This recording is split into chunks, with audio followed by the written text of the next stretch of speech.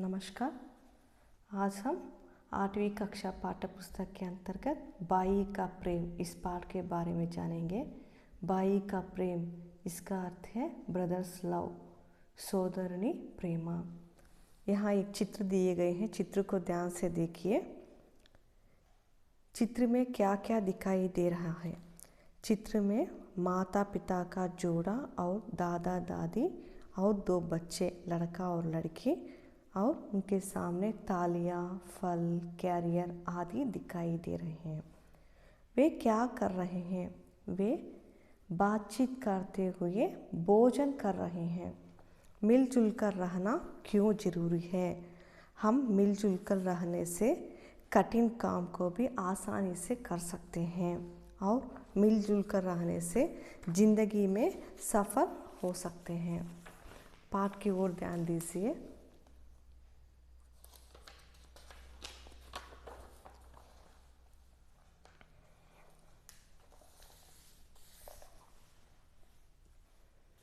By का प्रेम। రాజాపూర్ నామक एक సుందర్ गाँव था। రాజాపూర్ అనే పేరుతో ఒక అందమైన విలేజ్ ఉండేది। उस गाँव की मिट्टी बहुत उपजाऊ थी।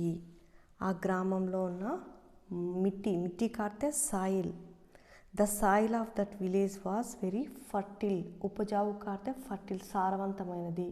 ఆ గ్రామంలో మట్టి చాలా సారవంతమైనది। अतः गाँव के अधिकांश लोग खेती किया करते थे। अतः सो, అందుకే ఆ గ్రామంలోని అధికాంశ లోగ్, చాలా వరకు ప్రజలందరూ కూడా खेती किया करते थे।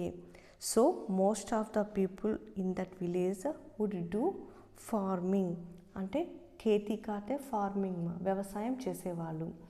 इसी రాజాపూర్ में 2 బాయి रहते थे। అదే రాజాపురంలో ఆ విలేజ్లోని 2 బ్రదర్స్ ఉండేవాళ్ళు। दोनों किसान थे, ఆ ఇద్దరు కూడా ఫార్మర్స్। उनके घर अलग अलग थे, వాళ్ళ హౌసెస్ సపరేట్ ఉండేవి। కంబైన్డ్ ఫ్యామిలీ కాదు వాళ్ళది, 2 బ్రదర్సే, 2 ఫార్మర్సే, కానీ వాళ్ళ ఇల్లు సపరేట్గా ఉండేవి। పర్ दोनों में बड़ा प्रेम था, కానీ వాళ్ళు ఒకరి మీద ఒకరు చాలా ప్రేమగా ఉండేవాళ్ళు। दोनों भाई हमेशा एक दूसरे की भलाई की बात सोचा करते थे। दोनों भाई, ఆ 2 బ్రదర్స్ కూడా హమేషా, ఆల్వేస్, ఎప్పుడు కూడా ఏక్ దూసరేకి బలాయి, ఒకరి మంచి గురించి ఇంకొకరు సోచా కర్తే తే, సోచనా అంటే థింక్ చేయడం, ఆలోచించడం, ఒకరి గురించి ఒకరు, ఒక మంచి గురించి ఇంకొకరు ఆలోచిస్తూ ఉండేవాళ్ళు। बाद में देखिए, इस वर्ष पूरे गांव में फसल अच्छी हुई थी। इस वर्ष అంటే దిస్ ఇయర్, हुई थी पास्ट टेंस కదా। इस वर्ष पूरे गांव में, that year the village had a good harvest। गांव में फसल अच्छी हुई थी, బాగా మంచిగా క్రాప్స్ అన్నీ పండాయంట ఆ ఇయర్ మాత్రం। కటాయి హో చుకి థీ, కటాయి హో చుకి థీ అంటే reaping of the crops was over, అంటే పంట కోయడం కూడా కంప్లీట్ అయిపోయింది। కటాయి కాడితే పంట కోతను కూడా కంప్లీట్ చేసేసారు। The reaping of the crops was over. ఖలిహాన్ మే సబ్కే అనాజ్ కే ढेर లగే थे। ఖలిహాన్ కాడితే గిడ్డంగి అంటాం కదా, గ్రానరీమా, ఆ గ్రానరీ అంతా కూడా సబ్కే అనాజ్కే, ఆ గ్రానరీ అంతా కూడా ఏమైంది, ప్రతి ఒక్కరు కూడా వాళ్ళ గ్రెయిన్స్, పండించిన గ్రెయిన్స్తో ఆ గ్రానరీస్ అన్నీ కూడా కే ढेर లగే थे। ढेर అంటే కుప్పలుగా పోసారనమాట। గ్రానరీలో అంతా వాళ్ళు పండించిన పంటలు కుప్పలుగా పోసారు। ఏక్ దిన్ రాత్ మే బడా బాయి లేటే సోచనే లగా। ఒకరోజు రాత్రి బడా బాయి అన్న లేటే సోచనగా పడుకొని ఆలోచిస్తూ ఉన్నాడు। ఏమని ఆలోచించాడు చూడండి। మేరే 2 బచ్చే హే, నాకు 2 పిల్లలు ఉన్నారు। వే ఘర్ కే కామ్ కాజ్ మే సహాయత కర్తే హే, నా 2 పిల్లలు కూడా ఇంట్లో వర్క్స్కి హెల్ప్ చేస్తూ ఉంటారు। చూడండి, మేరే 2 బచ్చే హే, I have 2 children, they help me in domestic chores, అంటే వాళ్ళు నాకు ఇంటి పనుల్లో అన్నిట్లో కూడా సహాయం చేస్తూ ఉంటారు। మేరే చోటే బాయికే బాల్ బచ్చే నహీ హై. నా బ్రదర్కి పిల్లలు లేరు. అతని బ్రదర్ హ్యాస్ నో చిల్డ్రన్. అతనికి చిల్డ్రన్ లేరు. ఉస్సే సారా కామ్ అకేలే హీ సంభాల్నా పడతా హై. అతనికి ఇంటి వరకు పొలం పని అన్ని పనులు కూడా అకేలే అంటే ఒక్కరిగా అంటే ఒంటరిగా అన్ని పనులు కూడా అతను హ్యాండిల్ చేయాల్సి వస్తుంది. సంభాలన కంటే హ్యాండిల్ చేయడం, ఒక్కడే అన్ని పనులు కూడా చేసుకోవాల్సి వస్తుంది. ఇసీలియే ముజే ఉస్కి సహాయత కర్నీ చాహియే. అందుకే నేను నా తమ్ముడికి సహాయం చేయాలి. యహ్ సోచ్కర్ వహ్ ఉఠా ఔర్ కలిహాన్కి ఓర్ గయా. ఇలా ఆలోచిస్తూనే అతను ఏం చేస్తాడు, పైకి లేచి కలిహాన్ అంటే చెప్పాను కదమ్మా, గిడ్డంగి అని, గోదాము అంటారు కదా, గ్రానరీ, ఆ గ్రానరీ ఉన్న సైడ్కి వెళ్ళాడు. కలిహాన్ మే अपने अनाज के ढेर से उसने 10 गठरी अनाज बांधा. ఆ గ్రానరీకి వెళ్తున్నా, ఆ గిడ్డంగికి వెళ్తున్నా అతను ఏం చేస్తాడు, అపనే అనాస్కే డేర్ సే తన గ్రెయిన్స్ ఉన్న కుప్ప నుండి ఉస్నే 10 గటరీ తను 10 బ్యాగ్స్ గ్రెయిన్స్తో నింపాడంట. ఒక 10 బ్యాగ్స్, ఒక 10 సంచులు గ్రానరీతో నింపాడు. ఉన్మే సే ఏ గటరీ సిర్ పర్ రక్కర్ చోటే బాయికే డేర్కి ఓర్ బడా. అందులోంచి ఏవైతే తన ధాన్యంలోంచి 10 బ్యాగుల నుండి ఏం నింపాడు, గ్రెయిన్స్ నింపాడు కదా, ఆ బ్యాగులోంచి అక్కడ ఉన్న 10 సంచుల్లోంచి ఒక సంచి తీసుకొని, గటరీ అంటే సంచిమా, ఒక సంచి తీసుకొని సిర్ పర్ రక్కర్ చోటే బాయికే డేర్కి ఓర్ బడా తన తల మీద పెట్టుకొని తన తమ్ముడి యొక్క కుప్ప, ధాన్యపు కుప్ప ఎక్కడుందో ఆ ధాన్యపు కుప్ప ఉన్న సైడ్కి వెళ్ళడం స్టార్ట్ చేశాడు. ठीक उसी समय छोटा भाई भी अपने घर में बैठा सोच रहा था. అదే టైంలోనే వాళ్ళ తమ్ముడు కూడా ఇంట్లో కూర్చొని ఆలోచిస్తూ ఉన్నాడు. మై జవాన్ హూ, నేను యంగ్గా ఉన్నాను, నేను ఇంకా ఏజ్లో ఉన్నాను. జితనా చాహే ఉతనా కామ్ కర్ సక్తా హూ, నేను ఎంత కావాలనుకుంటే అంత వర్క్ నేను చేయగలను. ఔర్ కహీ భీ జా సక్తా హూ, అంతేకాదు నేను ఇక్కడ కాకుండా వేరే ఎక్కడైనా వెళ్ళి కావాలంటే నేను వర్క్ చేసుకోవచ్చు. కిసి కారణవశ్ యది ఖేతీ మే ఫాయిదా నహీ హువాతో, ఏదైనా ఒక రీజన్ వల్ల ఈ వ్యవసాయంలో ఫాయిదా లాభం రాలేదనుకో, కోయి దూసరా కామ్ కర్లుంగా, నేను వేరే ఏదైనా వర్క్ అయినా కూడా చేసుకోగలను.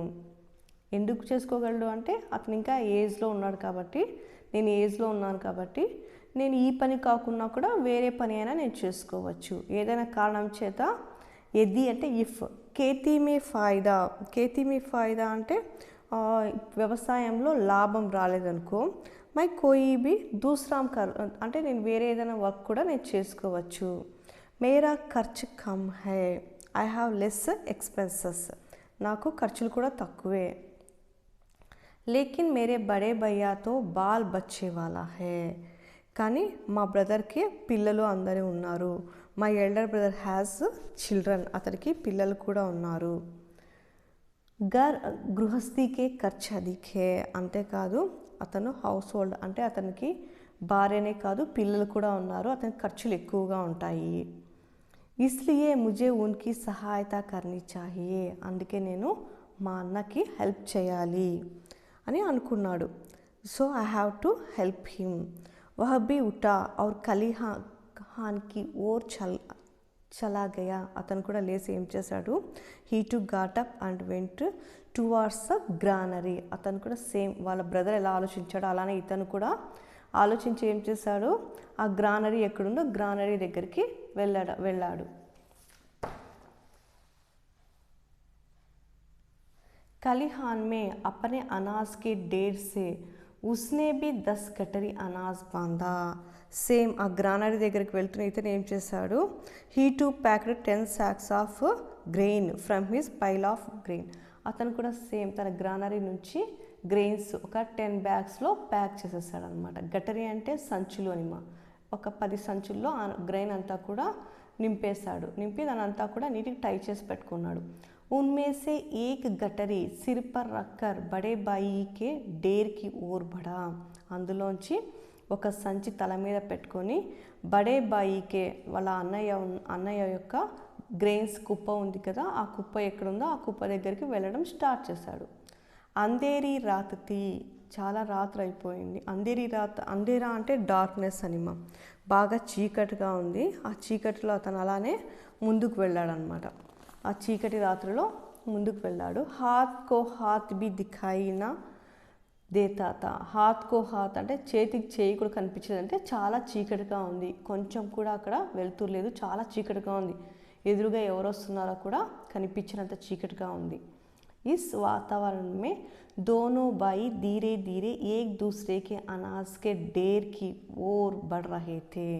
అలా ఇద్దరు కూడా ఇస్ వాతావరణమే, ఇలాంటి వాతావరణంలో అంటే చాలా చీకటిగా ఉన్న ఆ రాత్రిలో, అంత చీకట్లో ఇద్దరు బ్రదర్స్ కూడా స్లోగా, ఒకరు అన్న వేసిన గ్రెయిన్స్ కుప్ప దగ్గరికి తమ్ముడు వేసిన గ్రెయిన్స్ కుప్ప దగ్గరికి అన్న, ఇద్దరు అలా ముందుకు వెళ్తూ ఉన్నారనమాట. అచానక్ వే ఏక్ దూసరే సే టకరా గయే, సడన్గా వాళ్ళిద్దరూ ఒకరికొకరు దారిలో చీకట్లో వెళ్తున్నారు కదా, ఇద్దరు ఒకరికొకరు తగిలారనమాట. ఒకరికొకరు తగులుకొని ఒకరినొకరు చూసుకుంటూనే ఏమైపోయింది చూడండి. దోనో చౌంకుకర్ ఏక్ సాత్ బోలే కౌన్ హై, చీకటి కదా, చీకట్లో ఒకరికొకరు తగులుతూనే ఎవరో అని చెప్పేసి చౌంకుకర్ అంటే షాక్తో అనమాట.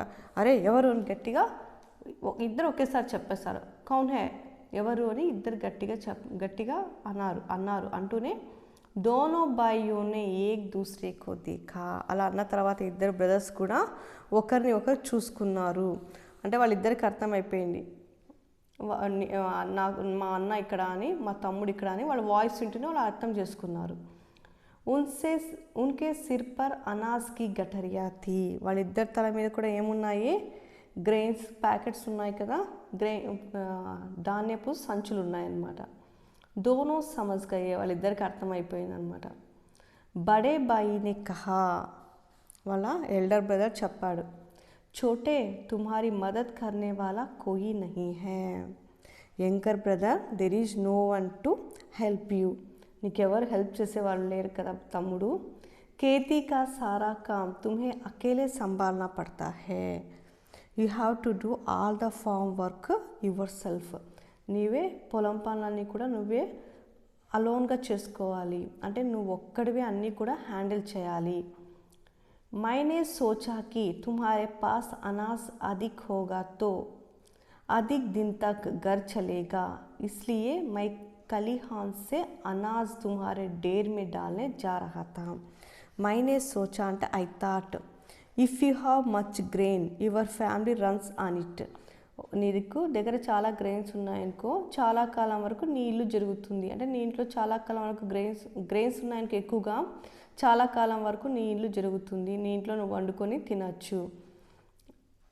మై ఖాళీహాన్ సే అనాజ్ తుమ్హారే ఢేర్ మే, నేను అందుకని నేను గ్రానరీ నుంచి కొన్ని గ్రెయిన్స్ తీసుకుని నీ దగ్గర ఉన్న ధాన్యాగార కుప్పలో వేయడానికి వెళ్తున్నాను. భయ్యా ఆప్ బాల్ బచ్చే వాలే హే, ద యంగర్ బ్రదర్ సైడ్ ఏమని చెప్పినాడు, elder brother, you have children, అన్న నీకు పిల్లలు ఉన్నారు. యూ హ్యావ్ మోర్ ఎక్స్పెన్సెస్, ఆప్కే ఖర్చు అధిక్ హే, అంటే మీకు చాలా ఖర్చులు ఉంటాయి, ఎక్స్పెన్సెస్ మీకే ఎక్కువ ఉంటాయి. ఆప్కో అధిక్ మాత్రమే అనాజ్కి ఆవశ్యకత హోతీ హే, మీకే unit excess quantity of grain, మీకే ఎక్కువ గ్రెయిన్స్ కావాల్సి వస్తుంది.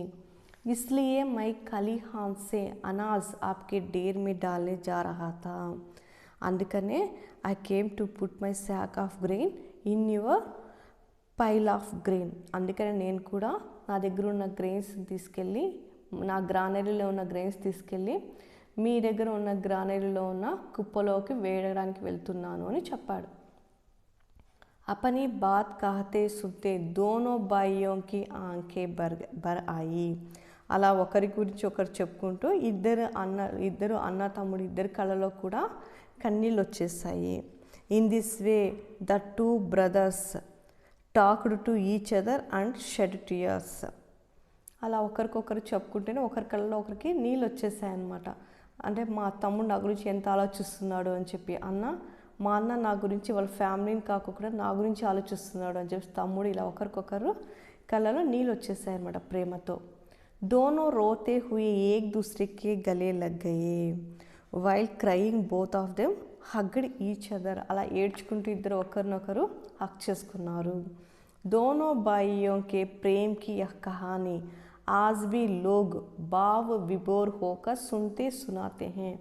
ఈ ఇద్దరు అన్నదమ్ముల యొక్క ప్రేమను స్టోరీ లాగా ఇప్పటికీ కూడా ప్రజలందరూ కూడా ఎమోషనల్గా, భావ్ విభోర్ అంటే ఎమోషనల్ అయ్యి సున్తే ఆర్ సునాతే హే, వాళ్ళు వినడమే కాదు ఇంకొకరు కూడా వినిపిస్తూ ఉన్నారు.